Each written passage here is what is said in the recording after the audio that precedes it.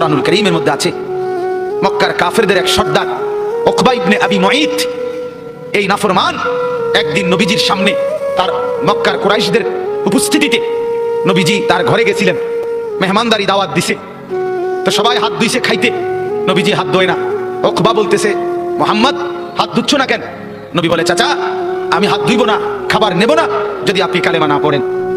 উকবা বলে, হায় মুহাম্মদ, তুমি তো আমার আটকায় দিলা, এখন যদি মেহমান ফিরাই দেই তোমাকে তাহলে গোটা মক্কায় ছিচি পড়বে, সর্দারের ঘর থেকে মেহমান না খেয়ে চলে গেছে, এটা তো আমি সইতে পারি না, যাও কালেমা পড়ে নিলাম।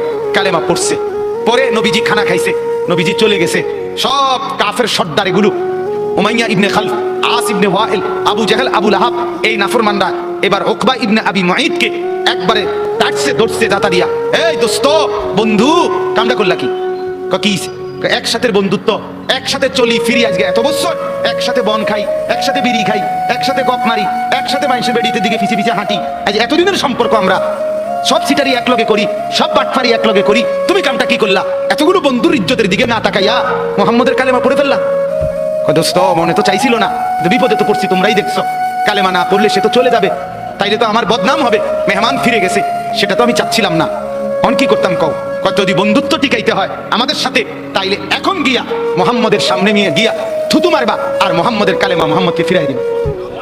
এই জানোয়ার, এই বেঈমান গেছে ঠিকই, গিয়া রাসূলুল্লাহ সাল্লাল্লাহু আলাইহি ওয়াসাল্লামের সামনে থুতু মেরে এরপর বলছে, মুহাম্মদ তোমার কালেমা তোমাকে ফেরত দিলাম। কোরআনে আল্লাহ সূরা ফুরকানের মধ্যে বলছে, ইয়াউমা ইয়াআদ্দু যালিমু আলা ইয়াদাইহি, নাফরমান বলছি এই তুই কিয়ামতের দিন এই বন্ধুর পাল্লায় পড়ে আমার নাফরমানি করে কারার কারণে এই আঙ্গুল দিয়া, এই দাঁত দিয়া আঙ্গুলে কামড়াইবি, কামড়াইতে কামড়াইতে ছিঁড়ে ফেলবি নাফরমান। আফসোস করে বলবি, ইয়া ওয়াইলাতা লাইতানি লাম আত্তাখিজ ফুলানান খলিলা, হায় মন্দ কপাল, যদি সেই নাফরমানকে বন্ধু না বানাইতাম। আজকের নওজওয়ানের বরবাদির মূল কারণ অসৎ বন্ধু, অসৎ সঙ্গী, অসৎ প্রেম, অসৎ লোভ। সঙ্গী নষ্ট করে দিচ্ছে হাজার হাজার যুবককে, হাজার হাজার মেয়েকে, হাজার হাজার বোনকে অসৎ সঙ্গী চিরতরে অন্ধকারের ভিতরে ঢুকাই দিছে। আল্লাহ তাআলা বলেন, আদাল্লাহুল্লাহ, আমি এক নম্বরে মনের চাহিদা গুনার মধ্যে ডুবে থাকলে পথ ভ্রষ্ট করে দেই। দুই, ওয়া খাতামা আলা সামঈহি ওয়া কলবি, অন্তর এবং দিল, এই অন্তর এবং কান, এই দুইটার মধ্যে মোহর মেরে দেয়, মোহর একবার সিল মেরে দেয়, এই দ্বিতীয় শাস্তি। তৃতীয়, ওয়া জাআলা আলা বাসারিহি গিশাওয়া, চোখের উপরে পর্দা ফেলে দেয়। তাহলে এক, পথ ভুলায় দেয়। দুই, কান এবং অন্তর মোহর মেরে দেয়। তিন, চোখের সামনে পর্দা ফেলে দেয়। এবার বলেন তো বাপ, চোখেও আর দেখে না হক, কানেও আর হকের কথা শুনে না, দিলেও আর হকের কিছু বোঝে না, আর পথও খুঁজে পায় না, এই লোকটার পরিণতি কি? ফামান ইয়াহদিহি মিন বাদিল্লাহ। এবার রব্বুল আলামিন বন্ধুকে বলে, বন্ধু আমি নিজেই যাকে পথ ভুলায় দিলাম, দীর্ঘদিনের গুনাহ নাফরমানি, মনের চাহিদার খেয়াল খুশি মতো চলার কারণে আমি যার কান আর অন্তর মোহর মেরে দিলাম, আমি যার চোখে পর্দা ফেলে দিলাম, বন্ধু এবার বলেন তো আমি আল্লাহকে বাদ দিয়ে তাকে হেদায়েত কে দিবে? আব্দুল কাদের জিলানী, জুনায়েদ বাগদাদি। জুনায়েদ বাগদাদির বাপের ক্ষমতা আছে, কথা বলেন না কেন? হেদায়েত দেয় কে? এই বলেন না কে? যিনি দিবে নাফরমান, তোকে তো তিনি ধাক্কা দিয়া ফেলে দিছে, তাকে তো তিনি মোহর মেরে দিছে, তাকে তো চোখে পর্দা ফেলে দিছে, এবার হেদায়েত দিবে কে? এই স্টেজে যদি 100 আব্দুল কাদের জিলানীও আসে কান্দে শিক্ষারে, আল্লাহর কসম তোমারে তো আর কেউ বদলাইতে পারবে। যদি পারতো তো রাসূলুল্লাহ সাল্লাল্লাহু আলাইহি সাল্লাম তো নবীজির চাচা আবু তালেবকে ইমানদার বানাইতে পারতো, পারতো কিনা বলেন না? কি পরিমাণ কাদা কাঁদছে নবী সাল্লাল্লাহু আলাইহি সাল্লাম আবু তালেবকে কালেমা পড়াবার জন্য, কি পরিমাণ কাঁদছে, চেষ্টা করছে। শেষ মুহূর্তে বলছে, চাচা চাচা কালেমাটা পড়েন না। চাচা বলছে, না মানুষের কাছে বেইজ্জতি হবো, পড়বো না, মানুষ লজ্জা দিবে। আল্লাহ নবী সাল্লাল্লাহু আলাইহি সাল্লাম বলছে, কানে কানে বলেন, আমি কাউকে শোনাবো না, আমি শুধু হাসরের মাঠে বলবো, মৃত্যু পর্যন্ত চাচা ওয়াদা দিলাম জগৎবাসীকে শোনাবো না, আপনি ঈমান আনছিলেন, কানে কানে কোন। আবু তালেব বলছে, না কানে কানেও বলবো। এবার নবী বলে চোখের পানি ফেলতে ফেলতে, চাচা এমনও কইতেন না তো, ঠিক আছে চাচা আমি কালেমাটা পড়ি, আপনি শুধু ঠোঁটটা নাড়েন,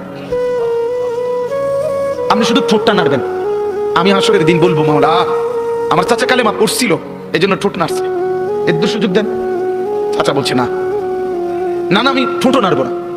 আল্লাহ নবী তখন অঝরে কাঁদতেছিলেন আর চোখের পানি ফেলে বললেন, চাচা আপনি জাহান্নামের আগুনে জ্বলবেন, আমি সইব কেমন? আবু তালেব নাফরমান, তখন কি বলছে জানেন?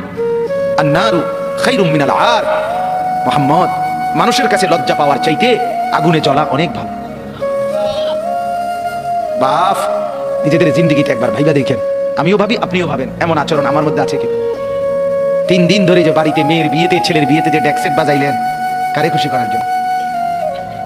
হ্যাঁ, 1 লক্ষ টাকার গেট, এরপরে গায়ে হলুদের এই নগ্ন অনুষ্ঠান কার জন্য করলেন? বেড়া বেড়ি সব, যুবক যুবতী সব একই মাইক্রো প্রাইভেট কারের ভিতরে যাতাযাতি করে বহাইয়া একখান থেকে একখানে নিলেন, কার জন্য?